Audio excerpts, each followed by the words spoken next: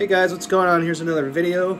This is my Ruins of Beverast collection. The Ruins of Beverast is a German black doom metal band that started in 2003. They released their first, it's a one-man project by Alexander von Meilenwald, who's the drummer for the German Nagelfar. He released his first demo in 2003, The Furious Waves of Damnation. I've heard that a handful of times. It's pretty good. It's not amazing. I think the only physical copy they released of it was a bonus with the Unlock the Shrine first pressing vinyl, if I'm not mistaken. So I don't have that on physical format, and it's been a while since I've heard it, but it's pretty good. It's not amazing. I'd probably give it like a 6 out of 10. And then after that, in 2004, he released his first full-length, Unlock the Shrine. I have the vinyl version of that, double LP from Van Records. I think this is a repress, and I have the CD. This is actually from, I think, Blake Judd's old label, Battle Command. Yeah, this is fucking amazing. What a fucking first album. I mean, this release is just incredible. There's so many good riffs. I love the production. I mean, Between Bronze Walls is a staple for when they play live. I love the Clock Hands Groaning Circles, Summer Decapitation Ritual, The Mine. And there's a couple of like pretty interesting interludes, like Procession of the Pawns is like a really fucking eerie song.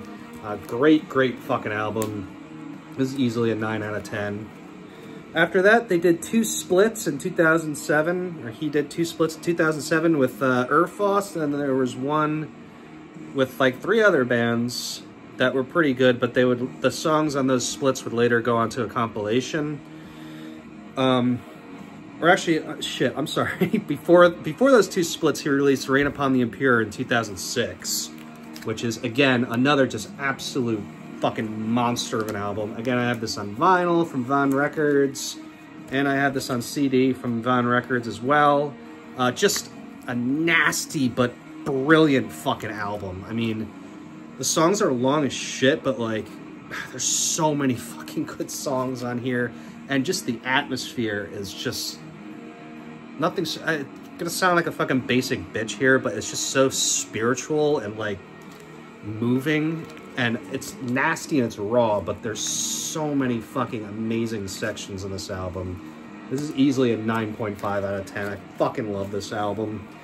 So yeah, then after that, they did those 2 splits. And then after those splits, in 2009, they released Phallus Semen of a Sheltered Elite, which was the album that got me into them. I have this both on CD and vinyl again. What an amazing album. I've never heard anything like this. Just right from the start, the first song, it's just so epic and profound and atmospheric, and you could definitely tell there's like lots of like Burzum influence on this. But it also has more blasting tracks like Gods of Sanguine Bestiaries, Blood Vaults, Mount Sinai Moloch is just an incredible song. And then the last song is amazing, Arcane Pharmacon Messiah. Just an absolutely incredible album. Can't say enough good things about this. This is another 9.5 out of 10 easily.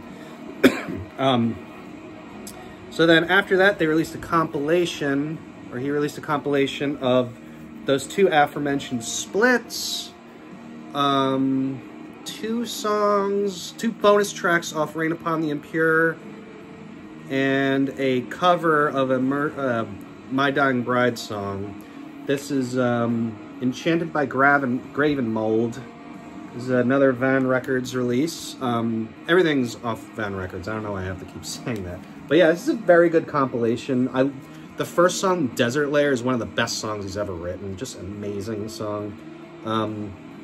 To Have and To Hold is a bonus track on Rain Upon the Impure. I think it's a Depeche Mode cover, but it's super slowed down and just crazy atmospheric. Amazing compilation.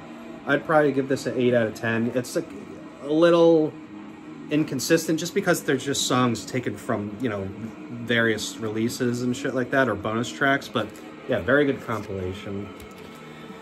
After that, he released Blood Vaults in 2013, which I don't have the vinyl version of, but I do have the CD. This is a very good album. It's definitely his most doom-oriented album.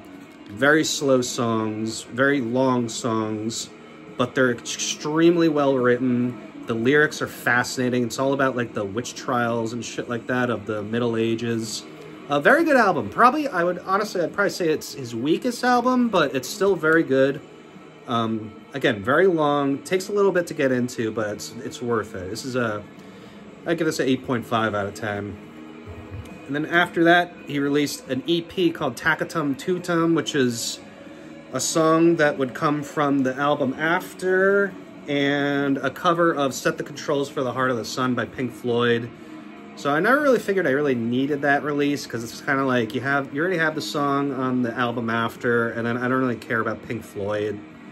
I did hear the cover like once or twice, and I remember liking it. So, I don't know, maybe I'd pick it up if I ever see it, but you know, it's good for what it is. Probably like a 7 out of 10. And then, in 2017, he released Exuvia, which I have the lavish edition of. This comes with a poster. I'm not gonna take everything out because it's such a pain to put it back, but yeah, this is the fucking lavish edition. It comes with like, yeah, a poster, a huge booklet, came with like stickers, just a whole bunch of shit. And it comes with a CD as well, which is cool. I paid top dollar for this, even when I was like, back when this came out, I was still pretty poor.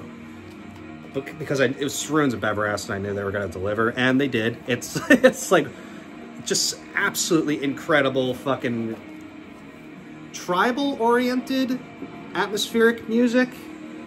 Atmospheric black metal, which is different than his other stuff, because it's kind of, the other stuff was a little more, I don't know, this definitely has an atmosphere of its own. It's you can tell by the album artwork, it's like shamanistic tribal kind of stuff, almost like in the same atmosphere as Heilung in a little bit. But yeah, this album's amazing. Easily a 9.5 out of 10. I mean, no bad songs in here. Every moment's just incredible.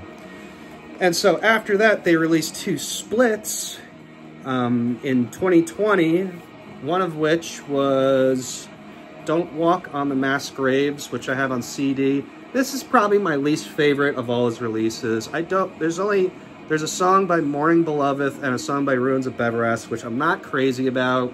It's probably honestly my least favorite song he's ever written. It's just kind of directionless. It doesn't really go anywhere. I don't really like the other band's song either, which is unfortunate because the cover is so fucking cool. Like, I love that samurai theme. But yeah, it's pretty forgetful. I'd probably give it like a 5 out of 10. And then he released a split with Almirkvi in 2020, which I have the CD of. Again, this is 2 songs from each band, and it's very good. Much better than the one I just showed. I love the 2 Ruins of Beverast songs. The Almirkvi songs are like, they're okay.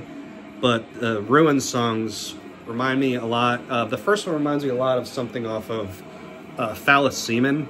And then the second song, Hunters, has like really cool blast beats. It's like very rawly produced, which is kind of interesting. But yeah, this is a great split. I don't really care for the other band side, but the Ruins side, yeah, I'd give it like a 9 out of 10. It's great shit. And then after that, 2021, he released the Thule Grimoires, which is, oh, I fucking love this album. It's the best of his first 3 albums into this. It goes back into more classic black metal, but there's still like that doomy atmosphere. There's still all kinds of weirdness to it. The Tundra Shines has this amazing blast beat middle part. Fucking Ropes in Eden. I love like the synth that goes throughout that song, like that weird spacey like one note thing. Anchorus and Furs is just fucking sends shivers down your spine. Polar Hiss Hysteria is like one of the best songs he's written in a long time. And then Deserts to Bind and Defeat, the last song, the fucking lyrics on that, just an absolutely amazing album. 9 out of 10. This band could do no wrong. They're easily one of the best bands in metal, just in general, in metal, period, today. So if you, for whatever reason, you haven't checked them out, definitely check them out. Basically a flawless discography with the exception of that one split, but absolutely incredible band. I can't say enough good things. So yeah, that's it. I hope you enjoyed it, and I'll catch you guys later.